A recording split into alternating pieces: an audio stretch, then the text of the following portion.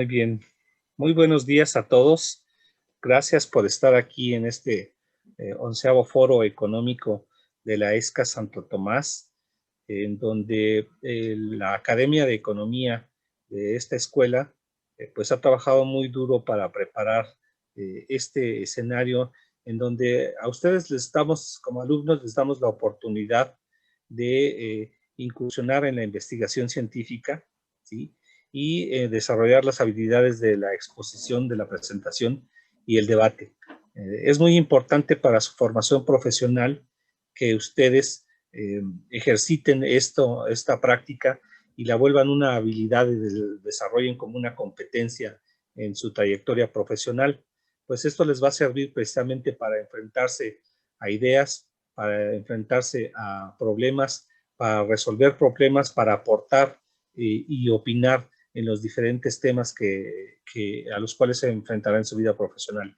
Y este análisis que hagan ustedes sobre el desempeño de la economía, el desempeño de las empresas, la participación mundial, los escenarios internacionales, los contextos internacionales, el medio ambiente y la participación económica de las empresas, es muy importante que ustedes se vayan ejercitando en estas disciplinas, en estas prácticas para su formación profesional. Entonces, nosotros con ese ánimo de formar investigadores, de formar profesionales, de formar el talento para que pueda opinar, participar y abrir escenarios en el nuevo contexto internacional, es que se ha trabajado mucho en este foro económico y año con año lo hacemos.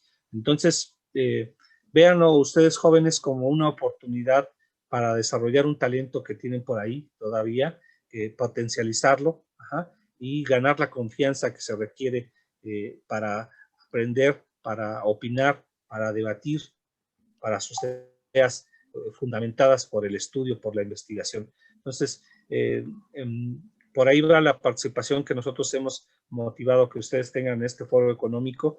En la economía hay muchos temas muy amplios en los que se puede participar y hay mucha materia en donde ustedes amablemente han presentado sus investigaciones y que nosotros estamos atrás para respaldar todo este proceso.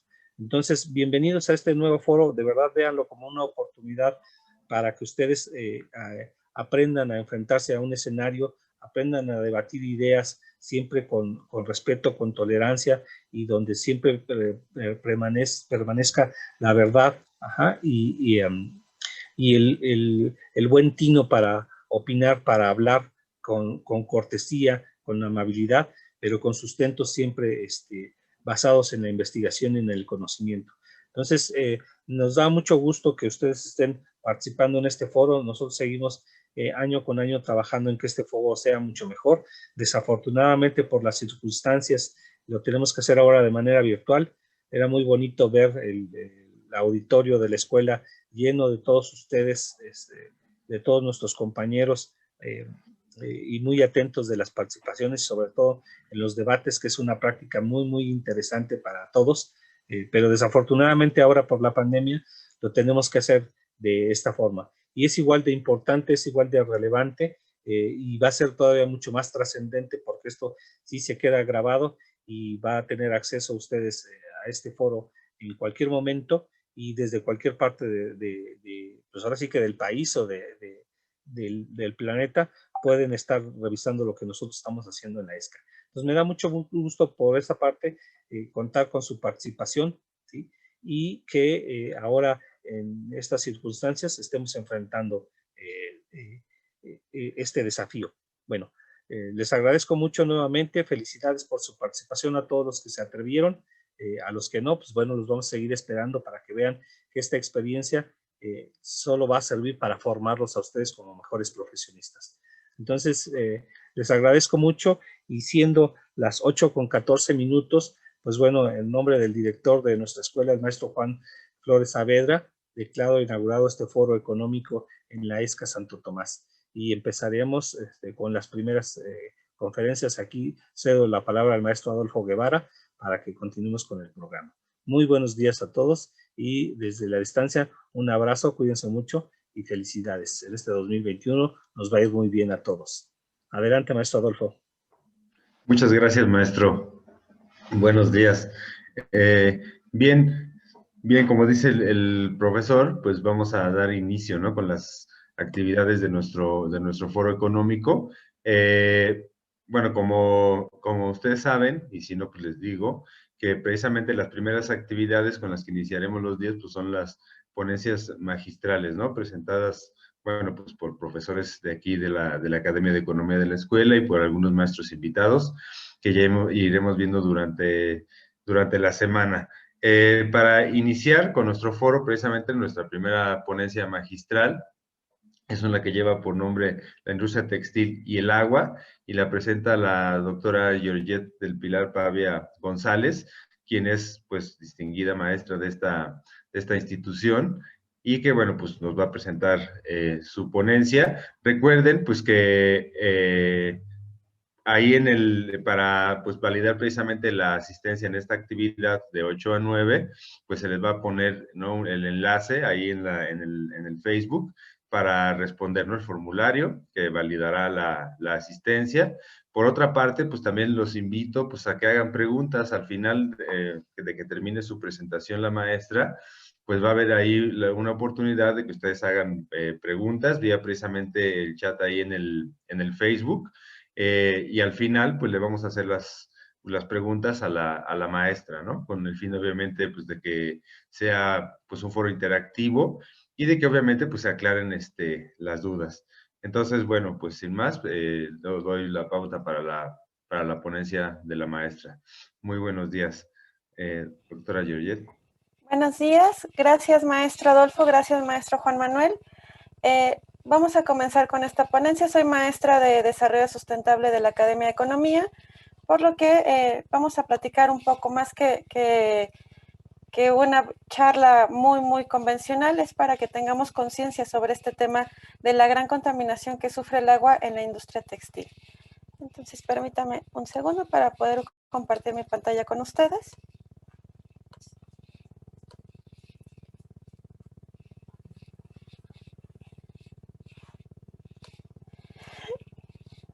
Bien, como ya lo comentó el maestro Adolfo, esta ponencia tiene como título La industria textil y el agua. Bueno, vamos a platicar algunos datos muy interesantes que tienen que ver con la industria textil. Primero, es la segunda más contaminante, la primera es la del petróleo. Es el sector más dependiente de mano de obra que tenemos en la actualidad. Estas cifras son del 2019 y algunas ya de 2020.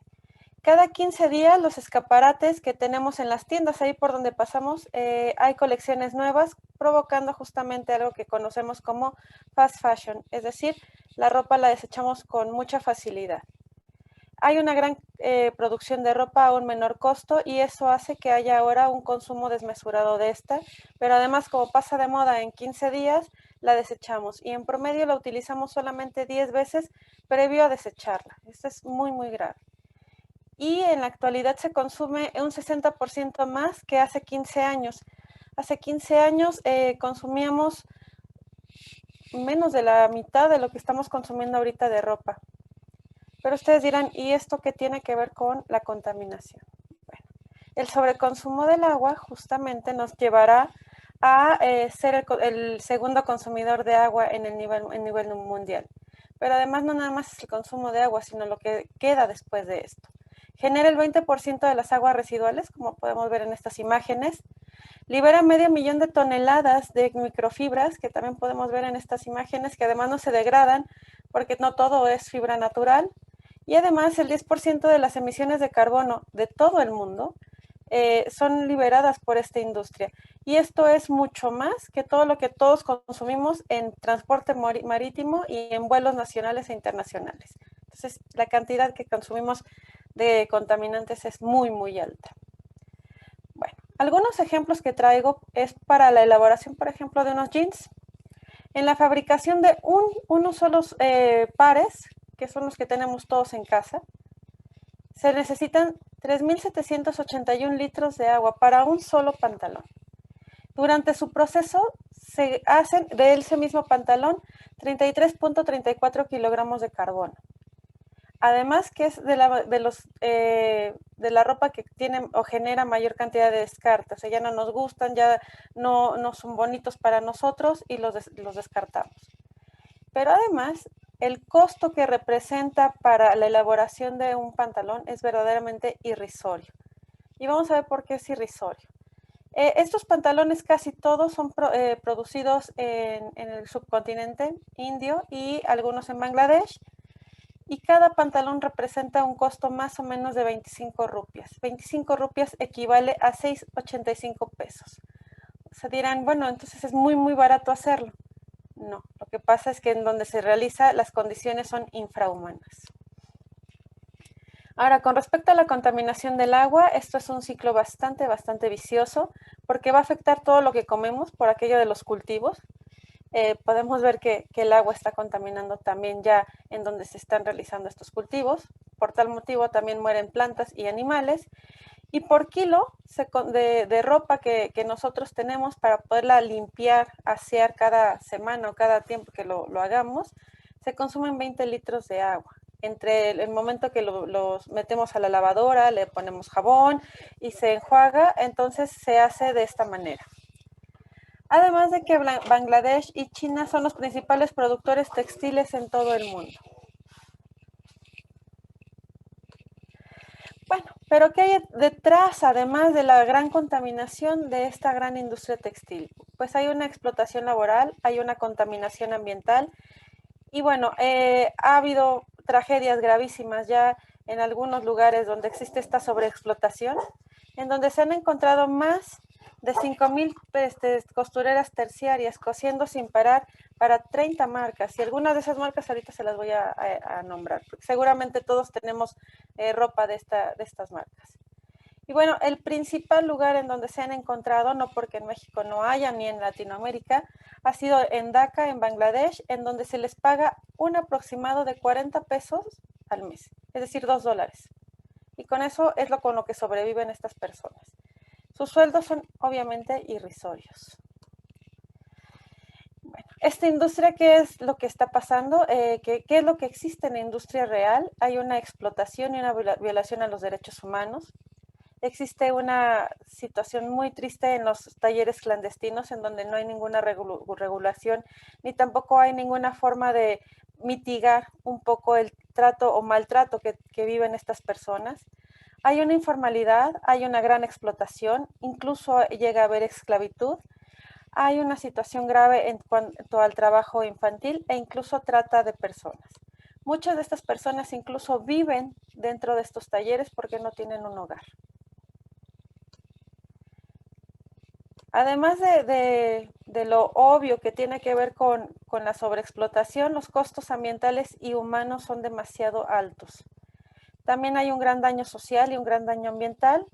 Y les comento que a nivel mundial, el 85% de los talleres en donde se elabora nuestra ropa que traemos de manera cotidiana vive en condiciones de informalidad. Y bueno, aquí podemos ver dónde queda la ropa que se desecha o lo que se desecha también de lo que sobra de los patrones que se cosen y se cortan, pues quedan justamente a las afueras de estos talleres textiles y del agua. Bueno, aquí hay una noticia un poco más confortante que hemos estado revisando. A partir de 2015 empezaron las nuevas generaciones a buscar alternativas que sean mucho más amigables. Claro, es un camino largo y arduo, todavía no se ve una luz en el camino. ¿Por qué? Porque, bueno, para empezar, estas nuevas generaciones sí buscan ser un poco más amigables y evitar justamente el impacto. Y bueno, podríamos reducir el impacto si utilizáramos nuestra ropa al menos un par de años en vez de solamente 10 veces. Podríamos utilizar prendas que se puedan degradar, que no sean todas extraídas o que sean todas utilizadas de manera muy química. También tendría que ver con que el consumo sea menor, aunque la producción es bastante masiva y sus campañas de marketing son bastante agresivas. Y también el cambio de consumo local por proveedores locales. Quizás son algunas de las ideas que tienen estos jóvenes nuevos que ya empiezan a hablar y que ya empiezan a decir estas cosas. Y que yo espero que aquí la gran comunidad que nos está viendo comience a tener este tipo de ideas porque la contaminación del agua es bastante grave. Perdón. Aquí hay una situación que debemos de tomar en cuenta para la producción un poco más sustentable. Es que primero no es una producción que se realice en serie, por lo tanto hace que sea un poco más caro su consumo. Sin embargo, tiene ciertas ventajas porque no estará yéndose de manera total hacia la contaminación. Es un costo mucho mayor por el mismo motivo de que no es producción en serie, aún es una minoría y altamente complicado para conseguir estos insumos porque casi no hay insumos de ropa o de telas que sean mucho más amigables porque el costo es mucho más elevado y es un trabajo mucho más manual y mucho más artesanal, lo que implicará justamente que no haya esta sobreexplotación. Pero ¿qué podemos hacer? Porque hasta este momento solamente he hablado de cosas catastróficas y terribles. Dentro de esta reflexión final que yo propongo para todos nosotros los que nos dedicamos a esta parte de hablar de economía, de mostrar algo de economía, enseñarles economía y que al final ustedes como futuros licenciados en diferentes disciplinas dentro del ámbito de negocios, ¿qué es lo que podemos hacer? Primero es informarnos y cuestionarnos en todo momento qué es lo que estamos consumiendo. Revisar qué dice la etiqueta, revisar de dónde viene, ver si de alguna manera el consumo va a ser responsable y si es necesario, en dónde se produjo, porque ya vimos dónde se ve dónde están los talleres clandestinos en mayor cantidad. No quiere decir que en México no haya y no quiere decir que en México no se contamine el agua, pero en los niveles de sobreexplotación están ubicados en otros dos puntos mucho más graves. Ver quién lo vende. Algunas de las marcas que hemos estado utilizando son justamente las que más explotan, como H&M, como Gap, como Levi's, que son marcas que utilizamos de manera continua y todo el tiempo. ¿Qué tipo de material es? Y eso quiere decir que más o menos podemos distinguir cuánto tiempo va a durar esa ropa y cuánto tiempo nos va a durar. Si es algo que necesitamos, por ejemplo, una pijama o ropa que nos mantenga un poco frescos, procurar que esta sea de algodón con tal de que tenga justamente algunos elementos para que tenga degradación. Sin embargo, revisar de dónde fue obtenido ese algodón, porque también hay campos clandestinos en donde se ve esta situación bastante grave.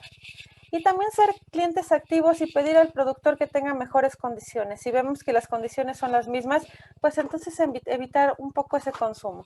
Si realmente lo que queremos es reducir nuestras emisiones de carbono, será justamente tener un poco de mayor responsabilidad. Con esto concluiría yo mi participación para que podamos dar pie a las preguntas y respuestas. Muchas gracias.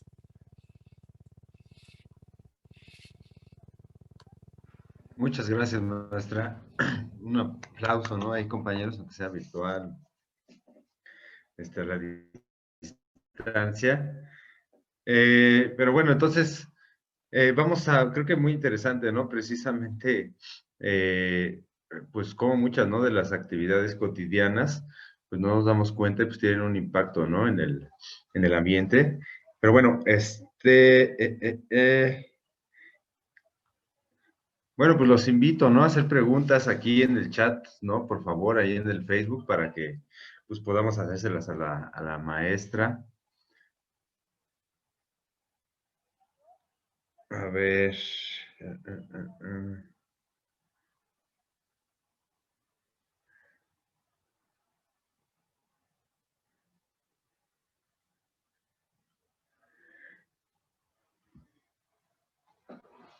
¿Alguien una pregunta, compañeros? Ahí póngala en el chat. Bueno, aquí si no hay preguntas es que o lo expuse maravillosamente o la audiencia no está poniéndonos atención. Sí, sí. Yo creo que es la primera. Ah, muy bien. Como es la primera, los agarramos yo creo que dormidos todavía. En lo que se habitúen en dónde están los formularios y en dónde se participa, puede ser.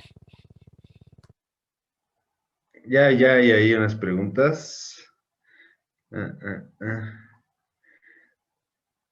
Dice, ¿cuántas veces se puede utilizar una prenda antes de lavarla? Bueno, tenemos algunas cifras al respecto y se puede utilizar hasta 3 veces si es una prenda exterior como un suéter, una playera, un pantalón, y en el caso de la ropa interior solamente una, por higiene para nuestras personas. Bien. Después dice que si tienes algún libro, alguna referencia de alguna página del internet donde puedan profundizar un poco más sobre el tema. Claro que sí, les hago llegar en esta parte, hay algunos documentales de la Deutsche Welle, que es uno de los lugares más serios que podemos encontrar, con varios documentales al respecto, en donde se enfoca justamente a la gran contaminación del agua de Bangladesh, a la gran contaminación del subcontinente indio y algunos elementos que ya tienen contaminantes, por ejemplo, en Puebla y en algunos ríos que son pues muy importantes para México. Entonces, con gusto les hago llegar esos links para que se posten ahí. Sí. Bien, también recuerden que las ponencias van a estar disponibles en la página del foro de YouTube. Ahí también pueden ver pues estas recomendaciones. Bueno, a ver, otra pregunta. Dice, ¿qué marcas están trabajando para cambiar sus productos para ser más sustentables, si es que las hay? Solamente conozco una marca que además es japonesa y no tengo idea de cómo se pronuncie, que fue una de las principales empresas que decidió cambiar sus emisiones de carbono. Hay un documental muy triste sobre las marcas que utilizamos siempre, como Levi's, como Gap, como H&M, Zara, etcétera, que son marcas que conocemos y utilizamos todos, en donde se les invitó de una manera bastante cordial por parte de la ONU a ya no hacer este tipo de prácticas, y hasta este momento la respuesta ha sido bastante lenta por parte de estas grandes industrias. Y el único que respondió al respecto fue Japón, con algunas de sus marcas que creo que ni siquiera llegan con nosotros. Bien. Bueno, mira, aquí dice otra, dice, ¿cuál sería la mejor forma de producción textil sin dañar el medio ambiente y evitando la sobreexplotación? Bueno, la primera yo creo que tiene que ver con el consumo local y sobre todo con el consumo responsable. Es decir, yo como usuario de este tipo de materiales, primero que nada, revisar bien cuál es la etiqueta. No puedo parar esto de una manera contundente ni de una manera única, porque además esto es un emporio de muchísimos años. Llegar a mi consumo local. Muchas personas ya tienen pequeños negocios textiles en el país, e incluso México cuenta con algunas textileras que ya utilizan prendas que son mucho más amigables. Por ejemplo, hay algunos químicos que ya utilizaron estas algas que están en el sureste mexicano para hacer algunas fibras. Algunos ingenieros textiles también hacen fibras mucho más amigables para que tengan una degradación más fácil. Esa sería una parte. Y la segunda parte es, pues si ya veo que viene de China o viene de Bangladesh, ya no comprar. O sea, definitivamente decir ya no, porque viene una situación de una sobreexplotación a las personas, a los niños y sobre todo a aquellos que son pequeños y no se pueden defender. Entonces creo que sería una primera parte. No podemos parar a la industria de una manera única y tendríamos que empezar con consumos responsables y sobre todo locales. La ropa que hacen nuestros artesanos es muy bonita, sí es un poco más costosa, pero tiende a tener menos elementos de abuso hacia las personas. Bien. Bueno, aquí te voy a hacer dos en uno porque son muy similares las preguntas de Joshua Gamboa y de Tania Gabriela Vázquez Gómez, que hablan de que, pues, pues sí, qué se puede hacer o cómo se debe desechar la ropa que ya esté muy desgastada o que ya no queramos usar. Bueno, si la ropa está muy desgastada o ya no la queremos usar, pero aún está en condiciones de un segundo uso, siempre están lugares para donarlos. Siempre hay alguien que sí necesita esa ropa. Que a nosotros ya no nos guste o que ya no nos quede no significa que esa ropa ya no tiene un segundo ciclo o hasta un tercer ciclo de que alguien más lo pueda utilizar. Y cuando ya definitivamente la prenda es inservible, pues lo que se puede hacer es justamente a lo mejor darle una última uso, haciéndolo trapo o trapeador, hasta utilizarlo hasta la última vez que se pueda para evitar que grandes prendas lleguen a los mares, a los ríos o incluso a los vertederos de una manera pues mucho más grande. Son algunos de los consejos que les podemos dar. Bien. Y bueno, aquí también preguntan que, pues, ¿por qué si es tan dañina esta industria, pues, por qué no se le ha regulado o no se han creado medidas ambientales para combatir esta agresión al medio ambiente? Dice Gerardo Sánchez. Bueno, aquí en el tema de legalidad ambiental o de leyes ambientales, pues tenemos un tema bastante amplio porque llegan a ser simplemente recomendaciones y las penalizaciones que existen con respecto a estos rubros, sobre todo en países del tercer mundo como India, como Bangladesh, China, e incluso hasta nosotros mismos llegamos a tener pues somos muy laxos en la aplicación de la ley, la penalización no existe porque no está tipificada y entonces no lo ven como grave. Y además las empresas dan muchísimo dinero a los gobiernos que son bastante corruptos, por lo que no hay una moderación tal. Sin embargo, hay países que ya se preocupan por estas huellas de carbono y que son dignos ejemplos. Por ejemplo, tenemos a Francia, tenemos a Alemania y tenemos algunos países nórdicos y Japón que ya empiezan a tener castigos reales o puniciones reales que justamente mitigan un poco el abuso que se tiene con respecto a, pues a la legalidad que tiene el medio ambiente con respecto al agua y a su contaminación. Hay países que son todavía, como el nuestro, bastante laxos y no hay una gran penalización, al igual que Argentina y al igual que prácticamente toda África, que no tenemos una penalización contundente todavía. Y bueno, aquí varios precisamente preguntan sobre esta parte, ¿no? De cuáles serían las marcas de las, pues, digamos, reconocidas. Y bueno, si en México hay compañías que estén, bueno, en esta industria que estén preocupadas por la cuestión ambiental y que en dónde se podrían encontrar este tipo de prendas amigables con el medio ambiente. Bueno, en México sí tenemos ya algunas, pues algunas personas que se dedican a realizar prendas mucho más amigables. Generalmente están ubicadas de manera un poco más local, las encontramos en sus negocios en Facebook porque todavía no son marcas que podamos reconocer de una manera pues mucho más fácil. Lamentablemente sus giros también son complicados, entonces la ropa es un poco más cara, pero la podemos consumir y con todo gusto les hago llegar una lista de ropa que tenemos en el país que les permite justamente tener una condición mucho más sana para el consumo. Y con respecto a si en México tenemos esa gran producción, sí la tenemos, pero ya no es tanta como la que se tiene en Bangladesh y en China, porque nuestra mano de obra es un poco más cara que la de esos dos países, por lo que no saldría en 7 pesos casi producir un pantalón para venderlo casi en 1,000 pesos o más. Entonces ya no tenemos esas grandes textileras nosotros, pero sí las llegamos a tener y sí tenemos un gran problema todavía de contaminación y sobre todo en esta cuenca de Puebla. Gracias, bien. Bueno, también dicen aquí que si se pueden identificar marcas, y bueno, sobre todo marcas mexicanas, pues digamos que sean las más agresivas contra el medio ambiente. No tenemos marcas de ese tipo porque nosotros México no es dueña de esos grandes emporios, aunque sí les llega a maquilar. Tenemos estas ropas que conocen ahí del Forever 21, que todas son manufacturadas en Bangladesh y en algunas zonas también de China e Indonesia también. Los que son H&M, que además eran una marca, bueno, es una marca nórdica, sin embargo también tiene bastantes irregularidades. Zara, que pertenece a España, que además ya saben que tuvieron ahí un gran fraude cuando sus maquilas tuvieron ahí una quema fuerte en Bangladesh.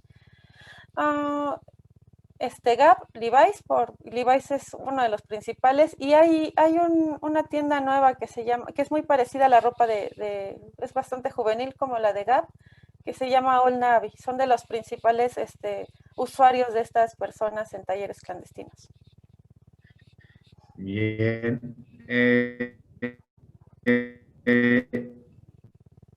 bueno, aquí dice que si que se tenga una calidad, ese Gael Mendoza, que se tenga una calidad de producto en cuanto a los materiales, siempre va a ser garantía de que no se deseche tan rápido. En realidad, nuestra ropa es duradera, no tenemos por qué pensar que la calidad debe ser mala. La ropa que a veces compramos a altos costos, que es producida en estos talleres clandestinos, seguramente tendrá algunas situaciones complicadas. No obstante, las consumimos. Los materiales tienen que ser siempre amigables con nuestro cuerpo, porque si no vamos a tener ahí urticarias y algunas cosas que nos pueden enfermar, porque tiene contacto directo con nuestra piel. Entonces, entre más sean orgánicos estos productos, mucho más favorecido será nuestro cuerpo. Cuando las prendas están producidas con fibras orgánicas que vienen directo de algunas plantas, seguramente vamos a tener una duración mucho menor que las que son viscosas y producidas del plástico. A veces traemos ropa y no sabemos que es plástico puro, entonces ese plástico puro seguramente no dejará respirar a tu cuerpo, pero va a durar mucho más tiempo. Entonces, la calidad tiene que ver más con el tipo de material que se utiliza y que tenga una duración quizás menor para que se pueda degradar con mayor facilidad. Sí, mira, esta también está interesante de Khalid Luis Lo, dice.